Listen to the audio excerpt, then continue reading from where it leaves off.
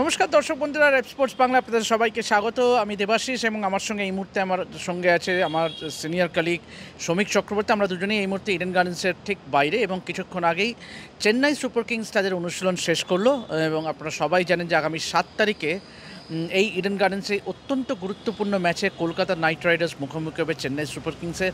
Kolkata night রাইডার্সের জন্য এই ম্যাচটা অত্যন্ত গুরুত্বপূর্ণ এই কারণেই যে চেন্নাইয়ের বিরুদ্ধে জিততেই হবে প্লে অফ কন্টেনশনে টিকে থাকার জন্য।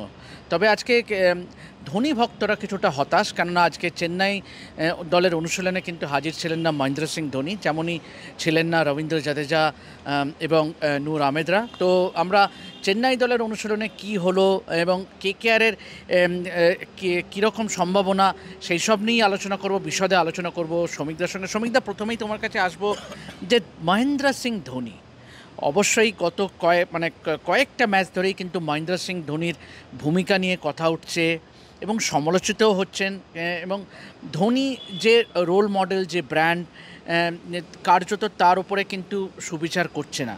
এবং যেভাবে, এবং তুমি কি সেটাকে মানো যে মহেন্দ্র সিং ধোনিকে আমরা দেখে অভ্যস্ত, মানে the role model, he is legend, ছিল, আছে, থাকবে, এই নিয়ে কোনো প্রশ্ন থাকতে পারে না বা থাকবেও না। কিন্তু যেভাবে মহেন্দ্র সিং ধোনি গত কয়েকটা ম্যাচে আইপিএলে খেলেছেন, তারপরে কি মনে হয় যে মহেন্দ্র সিং ধোনির থেকে কী এক্সপেক্ট করো? দেবাশিস, আমার যেটা দেখে মনে হচ্ছে সেটা হচ্ছে যে এটা এই সিজনটা মহেন্দ্র সিং ধোনির ফেয়ারওয়েল ট্যুর হচ্ছে। জানি না, মানে মহেন্দ্র সিং ধোনিকে প্রেডিক্ট করা যায় না, তুমিও জানো, এবং কখন কি ডিসিশন নেবে। এবং একটা কথা বলে রাখি, মহেন্দ্র সিং ধোনি, MS ধোনি কী ডিসিশন নেবে সেটা ঠিক করার রাইট সে নিজে অর্জন করেছে। নিজের টাইমে সে যাবে। একদিক থেকে দেখো, 43 বছর বয়সটা তো কম নয়। একটা না একটা সময় সবাইকেই চলে যেতে হয়।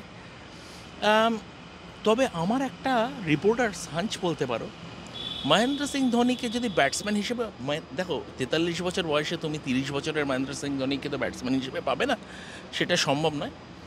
কিন্তু অ্যাজ আ লিডার হয়তো একটা বাড়তি তাগিদ থাকবে এই ম্যাচটায়। কেন? তার কারণ হচ্ছে কলকাতা ও দ্বিতীয় বাড়ি, সেকেন্ড হোম যাকে বলে। তাই সব কিছু কলকাতার, নিজে ভালো বাংলা বলতে পারে, মহেন্দ্র সিং ধোনির ওয়াইফ কলকাতার মেয়ে।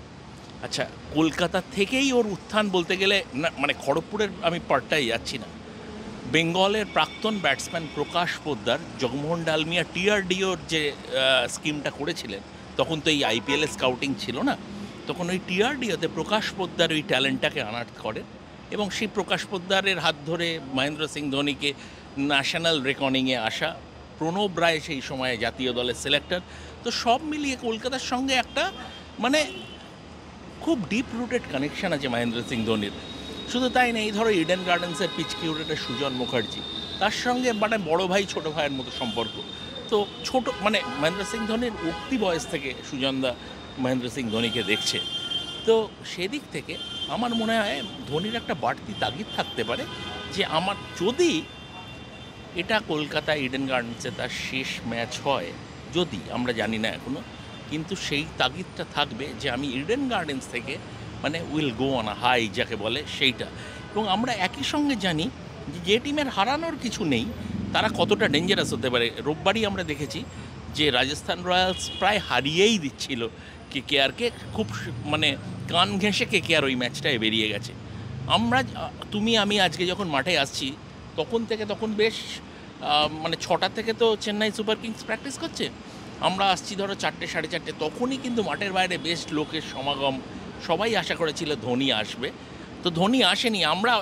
ইনফ্যাক্ট আমরা রিপোর্টাররা এক্সপেক্টই করছিলাম যে আজকে আসবে না, কারণ ধোনি এখন যে পর্যায়ে পৌঁছেছে ও ম্যাচ টু ম্যাচ যায়। কালকেও আসবে কিনা কোনো ঠিক নেই, হয়তো আসতেও পারে, নাও আসতে পারে, কিন্তু ইউজুয়ালি ম্যাচ টু ম্যাচ যায়। দেখো, দর্শকদের কাছে এটাই প্রাপ্তি, যদি কোনো কারণে এটা শেষ ম্যাচ হয় ধোনিকে দেখবো, এটাই হচ্ছে দর্শকদের বড় প্রাপ্তি, এইটুকুই বলবো। অবশ্যই যদি মহেন্দ্র সিং, এখনও আমরা সুনিশ্চিতভাবে বলতে পারবো বা ধোনির ক্ষেত্রে বলা সম্ভব নয় যে তিনি নিজে কি করবেন, যে আদৌ এই আগামী যে 7 তারিখের ম্যাচটা ধোনির শেষ ম্যাচ হতে যাচ্ছে কিনা কলকাতায় এই ইডেন গার্ডেন্সে, সেটা নিয়ে কেউই বলতে পারবে না। একমাত্র ধোনি নিজেই জানে যে তিনি কি করবেন। তো সুমিতা, যদি চেন্নাই সুপার কিংসে আমি কেকেআর প্রসঙ্গে আসবো, আগে চেন্নাই সুপার কিংস প্রসঙ্গে আসি। চেন্নাই সুপার কিংসের 5 বারের চ্যাম্পিয়ন কিন্তু এবারে কিন্তু একেবারেই মানে সুবিচার করতে পারেনি এবং এই মুহূর্তে একদম বটম লাইন, একদম শেষে আছে লিগ টেবিলে 4 পয়েন্ট নিয়ে। তো ওভারঅল তুমি কিভাবে অ্যানালাইজ করবে চেন্নাইয়ের এইবারের এই পারফরমেন্স? এই সিজনটা চেন্নাই সুপার কিংসের কাছে একটা রিয়েলাইজেশনের সিজন। একটা সেট টেমপ্লেট ওদের চলছিল 2008 থেকে, এবং তুমি যদি দেখো চেন্নাই সুপার কিংসের tried and tested dad's army বলা হতো, হ্যাঁ, যারা এক্সপিরিয়েন্সড তাদের নিয়ে আমরা খেলবো, মানে নতুন মুখ তরুণ তুর্কি নয়, এবং সেটা নিয়ে কিন্তু ওরা অসম্ভব সফল। এই সিজনটায় চেন্নাই সুপার কিংস বুঝতে পারলো যে আমরা যে ব্র্যান্ডের T20 ক্রিকেটটা খেলছি এবং অ্যাকশন স্ট্র্যাটেজি, সেখান থেকে T20 ক্রিকেটটা এগিয়ে গেছে। তো মিড সিজনে আমরা যে পরিবর্তনগুলো দেখলাম, ইয়াংস্টার্সদের নিয়ে আসা, আয়ুষ মাত্রে, ডিওয়ার্ড ব্রেভিস, এই সমস্ত ছেলেদের নিয়ে আসা, তাহলে বয়সটাকে মানে ওরা কমাচ্ছে। সামনের অকশনের আগে আমার মনে হচ্ছে একটা মাস ক্লিয়ার আউট হবে। এই যে ধরো দীপক হুদা, রাহুল ত্রিপাঠীদের মতো প্লেয়ার্সদের নিয়েছে, আমি এদের কোনো ভবিষ্যৎ চেন্নাই সুপার কিংসে দেখতে পাচ্ছি না। একটা মাস ক্লিয়ার আউট হবে এবং চেন্নাই সুপার কিংস, দেখো, এত সাকসেসফুল ফ্র্যাঞ্চাইজ যে দুটো সিজন খারাপ হলে সেটাকে ওরা স্ট্রাইডে নিয়ে নিতে পারে, অসুবিধা নেই। এবং এটাও তোমায় মনে রাখতে হবে, চেন্নাই সুপার কিংস যে কটা 10টা ফ্র্যাঞ্চাইজের মধ্যে out and out cricket franchise. যেমন তুমি ধরো কাশী বিশ্বনাথন, টিমের সিইও, দীর্ঘদিন তামিলনাড়ু ক্রিকেট অ্যাসোসিয়েশনের সেক্রেটারি উনি ছিলেন। আচ্ছা, ইন্ডিয়া সিমেন্টসের 14-15টা ক্লাবস আছে তামিলনাড়ু লিগে। তো ক্রিকেট খেলা বা স্পোর্টসে যে আপস অ্যান্ড ডাউনসটা আছে তারা জানে, এবং সেই জন্য দেখো কোনো রকম রিল্যাক্সড অ্যাটমসফিয়ার, মানে কাউকে দোষারোপ করা নয়, কাউকে ব্লেম করা নয়, জানে যে আমাদের ভুল হয়েছে, আমরা ভালো খেলতে পারিনি। আমি কাশী বিশ্বনাথের সঙ্গে নিজেও কথা বলেছি, উনি বলেছেন হ্যাঁ আমরা ভালো খেলতে পারিনি, হতেই পারে, তো আমরা এখান থেকে ভুল থেকে শিক্ষা নিয়ে এগিয়ে যাব।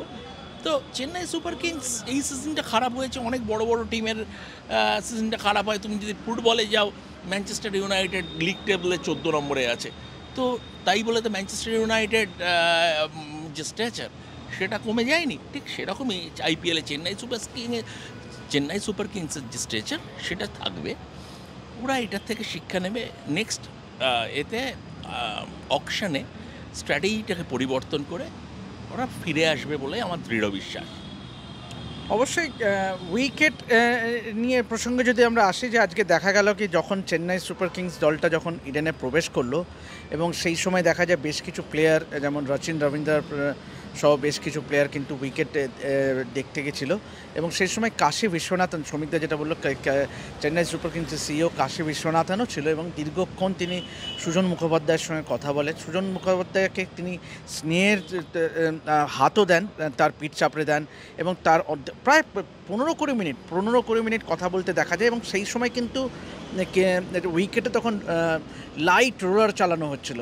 সুতরাং অবশ্যই ক্রেডিট দিতে হয় সুজন মুখোপাধ্যায়কে, কেননা গত ম্যাচে একটা অসম্ভব একটা সুন্দর আমরা ম্যাচ দেখেছি, টান উত্তেজনাপূর্ণ ম্যাচ। এবং শ্রমিকদের, আপনারা যদি শ্রমিকদা আজকে সুন্দর একটা লেখাও লিখেছে, রেপ স্পোর্টস ইংলিশ যে ওয়েবসাইটটা আমাদের আছে সেখানে আপনারা দেখতেও পারবেন। শ্রমিকদা, তোমার যদি একটু ব্রিফ করে দাও যে সুজন মুখোপাধ্যায়ের সঙ্গে তোমার সাক্ষাতের যদি একটু হাইলাইটটা তুমি যদি তুলে দাও। দেবাশিস, দেখো, আজকে সকালবেলা আমার সঙ্গে সুজনদার কথা হয়েছে। আমি সুজনদাকে কনগ্র্যাচুলেট করতে ফোন করেছিলাম, কনগ্র্যাচুলেট করতে এই কারণে যে সুজনদা কালকের ম্যাচে আমার কাছে আনসাং হিরো। হ্যাঁ, তার কারণ হচ্ছে এত ভালো T20 পিচ, যার জন্য ওই রকম একটা থ্রিলিং ম্যাচ হলো। এত ভালো T20 পিচ, T20 ম্যাচে তুমি চাও হাই স্কোরিং ক্লোজ কন্টেস্ট। এটা টেস্ট ক্রিকেট নয় যে যেখানে তুমি চাইবে যে বল ব্যাটের সমান নিয়ে থাকবে। T20, এটা মনে রাখতে হবে, T20 ক্রিকেট হচ্ছে ব্যাটসম্যানদের খেলা। সেখানে এই যে হাই স্কোরিং ক্লোজ কন্টেস্টই দর্শকরা চায়, এবং সেটার জন্যে, এবং সুজনদাকে আমি জিজ্ঞেস করলাম যে সুজনদা, এইটার মানে ভালো পিচ টানা ইডেন গার্ডেন্স যে প্রডিউস করে যায়, এটার পেছনে সিক্রেটটা কি? সুজনদা আমাকে বললেন যে দেখ, অনেক রকম থাকে, একটা ভালো ক্রিকেট পিচ বানানোর পেছনে অনেক রকম রসদ থাকে, অনেক হার্ডওয়ার্ক থাকে। উনি ক্রেডিট দিলেন গ্রাউন্ড স্টাফদের, যারা ঝড় জল উপেক্ষা করে সারা বছর ধরে অক্লান্ত পরিশ্রম করে। তো আমি সুজানদাকে বললাম, গত ম্যাচ ইন্টারেস্টিংলি গত ম্যাচ যে পিচটাই হয়েছিল সেটাইতেই কিন্তু প্রথম ম্যাচটা হয়েছিল KKR ভার্সেস RCB, এবং তারপরেই তোমার মনে থাকবে দেবাশিস, অজিঙ্ক্য রাহানে প্রেস কনফারেন্সে এসে বলেছিল যে স্পিনাররা টার্ন পাচ্ছে না। তারপরে আমরা যখন সুজানদাকে করি, সুজানদার রেসপন্সটা ন্যাশনাল ডিবেট তৈরি হয়ে গিয়েছিল। তো আমি সুজানদাকে বললাম যে সুজানদা, এই যে কিউরেটারের রোল, এটা তো থ্যাঙ্কলেস জব। এই থ্যাঙ্কলেস জব যখন লোকে বলে তখন কীরকম মনে বলে, দেখ আমি এত দিন আমি কাজ করছি, তো এখন আর আমি ক্রিটিসিজম আমাকে অ্যাফেক্ট করে না। তো এই হচ্ছে ব্যাপার। অবভিয়াসলি রুলস আছে, সেই জন্য কোন পিচে খেলা হবে সেটা উনি বলেননি, তবে এটুকু বলেছেন যে আবার একটা ভালো পিচ উনি উপহার দিতে যাচ্ছেন। অবশ্যই আমরা একদম শেষ দিকে চলে এসেছি আমাদের এই আলোচনায়। একটু চেন্নাই সুপার কিংস আজকে অনুশীলনে কী করলো তার একটা ঝলক বলি আপনাদের। প্রথমেই আমি আসবো যে রচিন রবীন্দ্র, আপনারা জানেন যে নিউজিল্যান্ডের এই প্রতিভাবান ব্যাটসম্যান কিন্তু এখনও কিন্তু মানে সেভাবে মানে যেটা এক্সপেক্টেড অফ রচিন রবীন্দ্র সেরকম খেলতে পারে। যে রচিন রবীন্দ্রকে কিন্তু দীর্ঘক্ষণ ব্যাটিং করতে দেখা যায়। ডিওয়ার্ড ব্রেভিস এবং আয়ুষ মাত্রে যে জুনিয়রকে ওপরে ভরসা করছে, মানে যাদের ওপরে ইনভেস্ট করছে চেন্নাই সুপার কিংস, তাদেরকে কি নিয়ে কিন্তু দীর্ঘক্ষণ পড়ে রইলেন মাইক হাসি, এবং অনেকক্ষণ ধরে তাদেরকে টিপস দিলেন, ডাকাকে বোঝাতে পরামর্শ দিতে দেখা গেল দুজনকেই। এবং অবশ্যই যদি বোলারদের দিকে করি তো অবশ্যই নেথান এলিস কে দেখা গেল দীর্ঘক্ষণ বোলিং করতে মুকেশ চৌধুরীর সঙ্গে। সুতরাং কিন্তু যেটা বললাম যে একদম যে আলোচনাটা শুরুতেই যেটা দিয়ে শুরু করেছিলাম, যে মহেন্দ্র সিং ধোনি না থাকাটা কোথাও গিয়ে সেই ফোকাসটাই কিন্তু মানে মানে বলে না যে মানে ওই যে চুম্বকের মধ্যে যে আকর্ষণ করে, যে একটা দলের অনুশীলন, যে চেন্নাই সুপার কিংস অনুশীলন করছে, মহেন্দ্র সিং ধোনি মাঠে নেই, কীরকম একটা মানে গতানুগতিক প্র্যাকটিস, যে একটা গোয়িং থ্রু দ্য মোশন, ওই রকম একটা ব্যাপার সেরকমই কিন্তু হলো। তো আশা করব যে চেন্নাই সুপার কিংস ভালো করবে, তবে ডেফিনেটলি KKR ভক্তরা চাইবে যে চেন্নাই সুপার কিংস যেন যেরকম রাজস্থান রয়্যালস প্রায়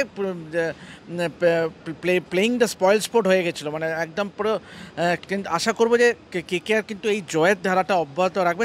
সৌমিতা, তুমি কি মনে করো যে জয়ের ধারা মানে KKR কোনো বদল আনবে চেন্নাইয়ের বিরুদ্ধে? আমার মনে হয় না যে একই হয়তো টিমটা থাকবে, যদিও কালকে একটা মঈন আলীর ওভারে রিয়ান পরাগ 5টা 6 মেরেছিল, তবে আমার মনে হয় উইনিং কম্বিনেশন ধরে রাখবে। চেন্নাই সুপার কিংসকে তুমি যদি বলো, আমার মতে পাতিরানার বলটা ঠিকমতো পড়ছে না, বড্ড বেশি ওয়াইড করে ফেলছে, ডিসিপ্লিনটা ঠিক থাকছে না, বোলিং ডিসিপ্লিনের কথা বলছি, সেটা তার জায়গায় বোধহয় নেথান এলিসকে খেলালে হয়তো ভালো হতে পারে, এটা আমার ধারণা। তো সেইটার জন্যে আমার মনে হয় এই একটা হয়তো চেন্নাই সুপার কিংসে পরিবর্তন হতে পারে। অবশ্যই শ্রমিকদা যেটা বললো, চেন্নাই সুপার কিংসের একটা পরিবর্তন তিনি আশা করছেন, তবে KKR দলে পরিবর্তন করবে না উইনিং কম্বিনেশন নিয়ে যাবে, সেটা আমরা একটা আভাস পাবো আগামীকাল। একটা শুধু ছোট্ট জিনিস বলে দিই, সেটা হচ্ছে যে কালকে ফিল্ডিং করার সময় রিঙ্কু সিংয়ের একটা ছোট্ট মাইনার গ্রোয়েন নিগল হয়েছিল, এবং সেটা নিয়েই কিন্তু সে ফিল্ডিং করে এবং লাস্টে 2 রানটাকে প্রিভেন্ট করে, অসাধারণ। এবং প্রেস কনফারেন্সে পোস্ট ম্যাচে যখন বরুণ চক্রবর্তী এসেছিল তখন আমরা জিজ্ঞেস করেছিলাম, তো বরুণ বলেছিল যে না, এটা খুব একটা সিরিয়াস নয়। তো আশা করব সেটা কোনো সিরিয়াস নয় এবং রিঙ্কু ম্যাচটা খেলতে পারবে।